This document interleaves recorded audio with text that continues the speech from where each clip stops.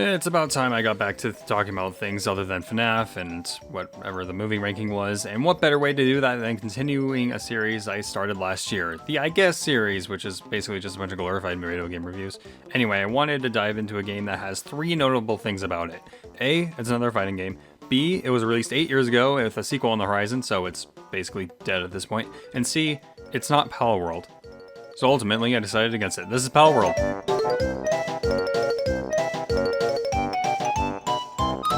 I guess. Palworld is a game that needs little introduction. If you follow gaming at all, you probably heard about this controversial little bugger one way or another. Or maybe you're one of the 7 million who have already played it in its first week of early access, in which case, I appreciate you watching because you have no reason to. This is a game that was set ablaze almost as much as Lethal Company for both good and bad reasons. Between a pretty good concept that takes a bunch of ideas and meshes them into one, and the question of what is plagiarism, but we'll talk about that later. For now, what is Palworld? Palworld is the culmination of a bunch of games I tolerate becoming something I actually enjoy. You have a large world full of resources you can collect to survive. This came out right after LEGO Fortnite. This world is full of fun creatures that are both adorable and dangerous that you can catch and train, just like Pokemon. Again, I tolerate Pokemon, I'm just not an RPG guy! And you can construct a base for you and your friends, filled with item production areas that you can eventually automate. So, like those factory games that I can just never see myself playing for more than an hour. Except for Sky Factory, that one's pretty fun. There's even some Breath of the Wild exploration and combat in there for good measure. Kind of. We'll get to that in a second. Basically, Palworld takes all the parts of these games that I actually really like and meshes them all together. It's like if Pokemon were double stuffed Oreos, Palworld would be Oreo thins dipped in peanut butter. It takes the cookie that I like and takes out the cream that I don't and adds peanut butter for good measure. Now, can I have you sign my form? On paper, this sounds amazing, but just because you make something a Souls-like doesn't make it good. So it's all about how Palworld executes all these ideas at once. And to put it simply, it's kind of a mess, but one I really enjoy. First and foremost, this game is in early access. There are bugs, the UI has a lot to be desired, and the performance is, It looks questionable to me. That's something to keep in the back of your mind as we discuss this, but in all honesty, it's probably better in a state than the last Pokemon at launch, so probably doesn't matter all that much. So the first thing you do in Palworld is gather resources and start building your base of operations for you and your buddies. And that's about as fun as gathering resources gets. You technically have unlimited inventory space, but you do have a weight limit that you can upgrade. And after you get some sticks, some stones, you can craft a pal sphere, which can capture these little creatures called pals.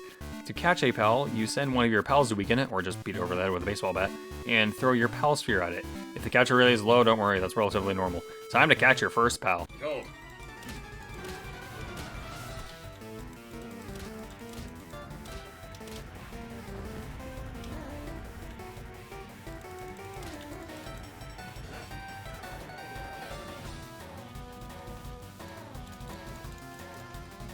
Come on.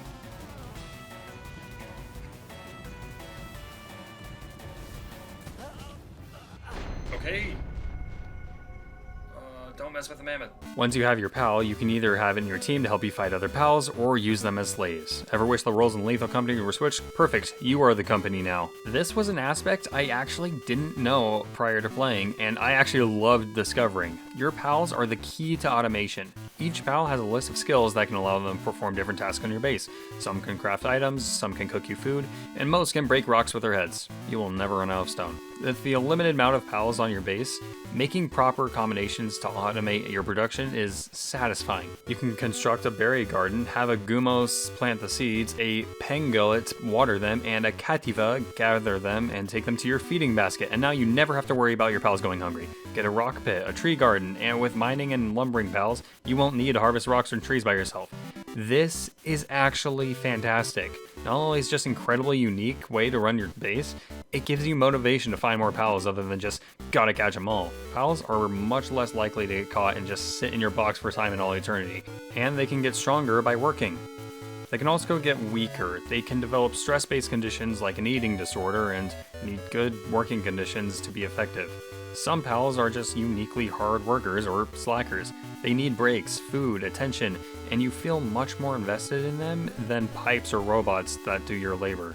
They feel like adorable little workers, and I just love watching them more than any other video game NPCs I can think of. And I usually hate games that are essentially just virtual aquariums, but this makes it work. I think it's because I feel like I'm constantly engaged with these creatures as well. Base building is easily where the pals shine the most, but the game does a decent job at integrating them into the other aspects of the game. Some pals can help you get more resources and... okay, they aren't integrated fantastically, but I can appreciate the effort. Exploration! I don't know why I said it like that, it's kind of mid. I don't particularly love hyper open world games because I think a big open world and good exploration in a game aren't necessarily synonymous. For example, I think Shadow of the Colossus has a huge open world that feels very empty, and I don't really feel a big drive to explore there. Meanwhile, I want to explore every nook and cranny of every level in Mario Wonder. So how does Palworld do it? At first, the big open world probably isn't going to faze you much because if you're like me, you'll focus more on base building before exploring your surroundings. But once you do get to the point where you need more types of pals for your base, you'll really get out and explore. And this just doesn't have a million things to do in it. I think there's a lot to explore, and seeing things for like new environments or syndicate camps for the first time is cool, and of course finding new pals is probably the highlight, but otherwise, the world can feel barren, and movement, this can feel like a chore. You can climb and glide, but it absolutely nukes your stamina bar. There's no grand feeling of jumping off a cliff and gliding across a forest, because if you do, you would fall to your death. What's that? Climbing feels clunky, and traversing anything is just slow, and the fast travel points are pretty far in between. Working your way back to a fast travel point to go back to base to restock can just feel like a better version of Death Stranding. Except Death Stranding at least requires some concentration. And this isn't your typical open world game where you just respawn at a checkpoint. You drop your equipment and respawn back at base like Minecraft. This makes me not want to go anywhere out of risk of dying and having to backtrack for all my stuff. Now, you can get a saddle for your pals, eventually, but I just wasted so much time just walking. This game is actually kind of awful to explore. I think if the movement was sped up and the other movement options just didn't devour your stamina bar, I would like this at least a bit more. Because I can handle traversing really empty environments to get to boss fights like in Shadow, but you have to make movement more fun. Speaking of boss fights, let's talk about combat. Unlike other creature catching games, you can actually fight enemies yourself with weapons you can craft. Bats, spears, bows and arrows, and eventually guns. These work exactly as you'd expect. These don't feel great or bad to use. You can also Dark Souls dodge roll. It's fine. But with the more powerful beasts, it's not going to be you swinging your sword. Your pals can also help in capturing other pals. Bring out a pal on your team, attack a wild pal, and your buddy will assist in any way they can, which usually amounts to killing your prey. That's not as bad as it is in Pokemon because not only are pals much more abundant, but this is still a survival game. I need my Raising Cane's fixed, and chickpeas are pretty useless anyway. But when your intention is to catch a new, rare, or special pal, your team will no doubt go a little bit overboard when it comes to weakening your target. You can give commands to your pals, but they're not very good. Don't get me wrong, in comparison to stopping your tracks to spam Thunderbolt on a Pidgey, I like this a lot more. I just feel the combat AI could be improved a bit.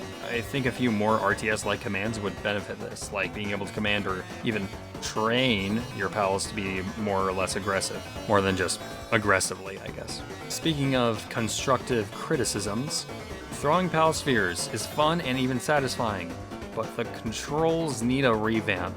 You press and release the Q key, and right-click to cancel. I've misclicked so many times I've just burned through my ammo like a pistol with no safety. You know that's normal, right? Shut up. I'm okay with the Q key, but I'm not doing anything with my left click. Let that be the trigger. Or let me pick up Miss Pal Spheres. That actually segues into another complaint. The controls aren't great. Base building, commanding pals, and overall interaction with the world just isn't insanely optimized. Not unplayable, but just a bit of a pain. I feel like the game just needs a better interface. Maybe just adjust how interactions work around the base. If I do a task manually, maybe I shouldn't need to click again to obtain the items. Also, the game needs performance patches, bugs are abundant, sometimes I see pals just teleport or straight up disappear, and Syndicate AI has a lot to be desired. And I'm allowed to say these things. Remember, this game is in early access. That gives you the right to tell the developers what to do in return for an unfinished game. And I highly suspect that these aspects will get better as the game goes through development further. That's assuming it goes through development further. let's address the giraffe in the truck. You may have noticed that I'm making a lot of comparisons to Pokemon in this video, and that's partly because this game is like Bloodstained to Castlevania or Ukulele to Banjo-Kazooie, but somehow on a whole other level, to the point where legal action is now in question. This is Nintendo's legal team after all, made up of people that the fun police they think are too strict. And this has sparked many arguments regarding the designs of the PALs, some saying that these are straight up plagiarized, others saying that this is completely fine and a real birdie to incorporate Nintendo. And the question of whether or not this game will live to see its official launch is frighteningly present. Now, I'm kind of the devil's advocate for this thing. On one hand, you have to remember that there are 1,025 Pokemon, okay? Some of these are bound to look the same. Many similarities derive from sheep, penguin, fox, mammoth, electric rat. And I think a good reason that there are so many comparisons between the designs is because the designs of the PALs take basic design philosophies of the earlier Pokemon gens into account to make them feel more familiar. Circle Tunes has a great video on Pokemon design that could easily explain this much better than I ever could. But on the other hand, some of these are hard to defend. They do look like the Pokemon we have at home. I think these designs can be improved and a bit more unique, either by adjusting some models, changing some textures, or introducing new PALs that have more unique designs.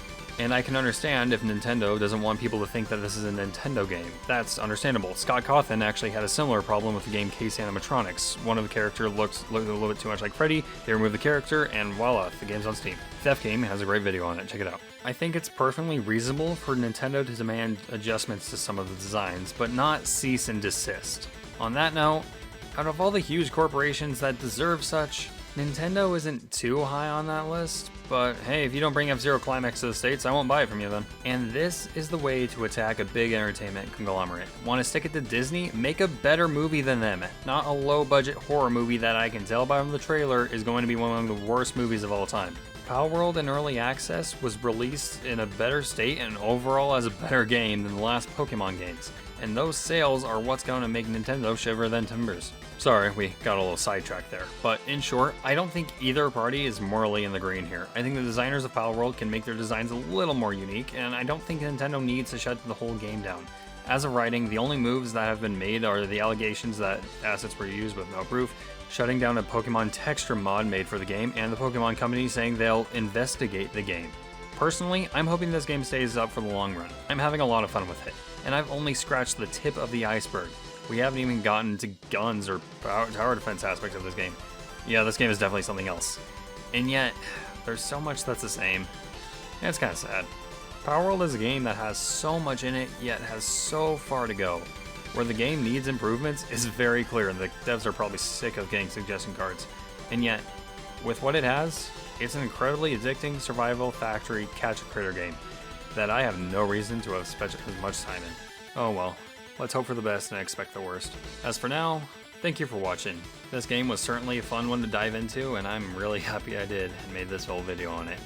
I really hope you enjoyed it, and if you did enjoy it, you know what to do. This is YouTube, and yeah, I think that's it from me. I think I'm gonna get back to my little Palworld base.